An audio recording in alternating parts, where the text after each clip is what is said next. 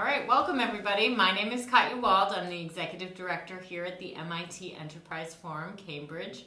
I'm very excited to welcome you all to the digital edition of the Connected Things 5G conference.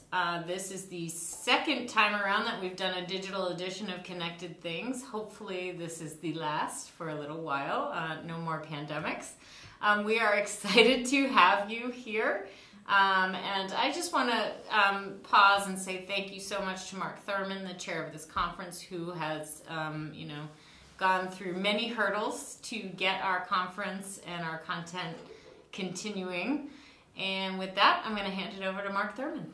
Thank you, Katja. I want to also thank you and the team, Amy and you, and we'll thank more people later on, but I want to thank the audience for your patience with the second digital edition. As Katja mentioned, our goal here has been to keep the conversation going. We're hopeful, and we'll talk about this in a second, we're hopeful that we can get back live sometime in the fall at the MIT Media Lab. And we're definitely going to continue the cycle or restart the cycle of having a conference in the spring time frame, also at the MIT Media Lab. Typically these are mid to late March. We try and avoid the snow if we can. We'll be announcing the topic pretty soon, so to our sponsors, to our participants, our panelists, our audience, stay tuned.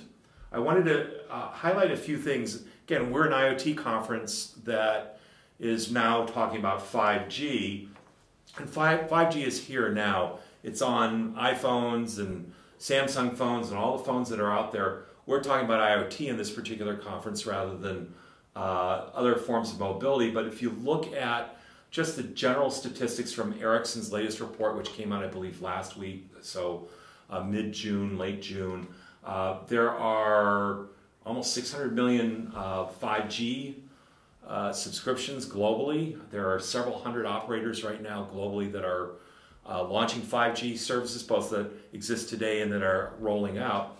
And between 2 or 3 different market research firms, I'm seeing that there's roughly 60% of the mobile subscriptions are actually for devices, so not for phones, for IoT devices. 5G is also driving things for edge computing and private network or private 5G deployments, and we'll talk about that a lot in some of the keynotes.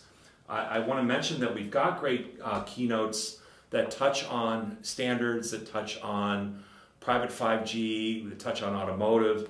And we're hopeful, since this is the intro video for our conference, we're hopeful that you'll go through not only the keynotes and the other discussions, but you'll sit through the panels. The various panels are really quite good. And again, this year we're doing our digital edition of the Point Counterpoint panel, which is again led by our friend Frank Gillette, where we came up with a clever phrase, so 5G, dope or nope. I take personal credit for that. Don't blame Katja. So, as always, IoT is about solving problems in different verticals.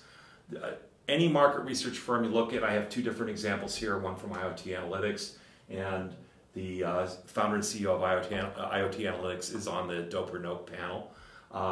They've all broken IoT into several different verticals. So it's literally about solving a vertical problem. It's just not saying, hey, there's another G, there's this great new network, and what can we do with it? It's really about solving problems, as I think I've said a few times in the past. So we've got great keynotes for you to listen to. I recorded a fantastic keynote and fireside chat with 2 leaders from Qualcomm. I note that Qualcomm was really one of the drivers of the entire cellular telephony industry back in the early days. And as I note in my intro on that video, one of the founders has deep MIT roots, Erwin Jacobs.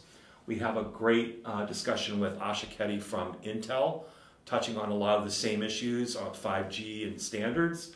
We've got great panels including representation from Verizon, from Bose, from an MIT spinout called Affectiva, which is now called Smart Eye, and some discussions on smart cities and things of that nature. So we're hopeful that you'll enjoy this particular conference. I again want to spend a second or two and thank our sponsors, Very Possible, and there's a discussion with the head of hardware from Very as well.